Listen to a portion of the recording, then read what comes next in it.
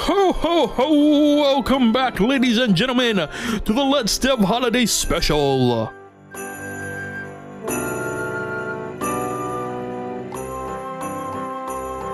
Last episode, we built the foundation for our hero, our villain, the box, and the darkness that encompasses them. The end saw us ditch the idea of walls and instead introduce devious little traps to aid the big bad Santa and made life for the player just a little harder. Now, much like Dead by Daylight, the first thing we needed was a way to skill check the player. Imitation is the sincerest form of flattery, so a radio-based skill check was what I went with. But of course, instead of a simple dial, why not make it a candy cane? Players able to hit the spacebar within 20 degrees of the mark are considered successful. And just to add some chaos to the checks, the speed at which the dial turns is completely random. Taking a break from the traps, I started to work on the win-loss conditions for the game. For players to win and survive, all they have to do is wait out Santa's stamina. Once Santa tires himself out, that's it. However, should they get caught and boxed 3 times, well, they're being shipped off to some good boy or girl for Christmas. Now that we've defined that win-or-loss condition, it was time to get back to the traps. The traps are pretty straightforward. Just step in one and the player would need to pass a skill check. Failing the skill check would alert Santa to its location, but a successful check, however, would destroy the trap. And failing the trap would put the trap on a 10-second cooldown before it can be activated again. This means players don't get stuck in a loop, and it encourages players to flee instead of immediately retrying to break the trap again. Now that the basics for our game's world exists, it was time to mix things up. It was time to add a little random generation to the game to give it replayability and unpredictability. I went with a 9-block generation rule, and each block would produce its own number of boxes and traps. Due to bad math and generally being tired, getting a fair amount of boxes to spawn was a bit harder than I expected. But eventually I learned not to leave it up to chance and just use hard math to determine how many boxes would spawn per map based off of some random values.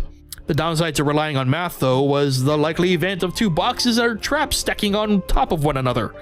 But instead of trying to math my way through that situation, I opted for a more brute force method of either destruction or simply tossing the boxes and traps around in a random direction until everything fit in a way that they weren't clashing. Ugly, but it worked. So with boxes and trap placements working, I dropped in player and Santa spawners, did more brute forcing to get everything fitting properly, and there we had it. A randomly generated arena of fear. At this point, we had a pretty solid base game. We had mechanics that work, a system that's fair enough, but there was a problem.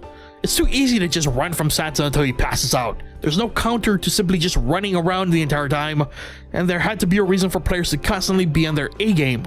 And thus, Little Santa's Helper was born. A candy cane-like pole that would jut from a random place in the map would fill Santa with enough Christmas cheer to keep him going all night long. When Santa's stamina drops below 20%, out comes Santa's Little Helper for the assist. And the only way to stop Santa's Little Helper? To destroy it via skill check. Just like a trap, in order to destroy it requires a successful skill check, but unlike traps, this problem has to be initiated by the player hitting E. Failing the skill check puts it into a 10-second cooldown, but Santa's Little Helper keeps on helping during that cooldown phase. Now, destroying Santa's Little Helper is good and all, but this is Santa we're talking about here, and Santa is magical. Eventually, Santa will call on his Little Helper again, and again, and again, and again, and again, and again, and again.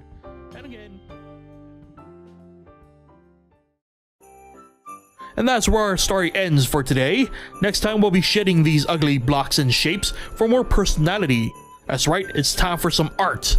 We're gonna pretty up this world on next week's episode of the Let's Dev Holiday Special. But until then, as always, if you enjoyed what you saw and want to see more, be sure to leave a like. If you have any ideas on how this show could be improved as a viewing experience, or you just have a thought you'd like to share, be sure to leave it in the comments. Thank you so much for watching, and I'll see you guys next time. Which, before I go any further, would like to introduce Properly.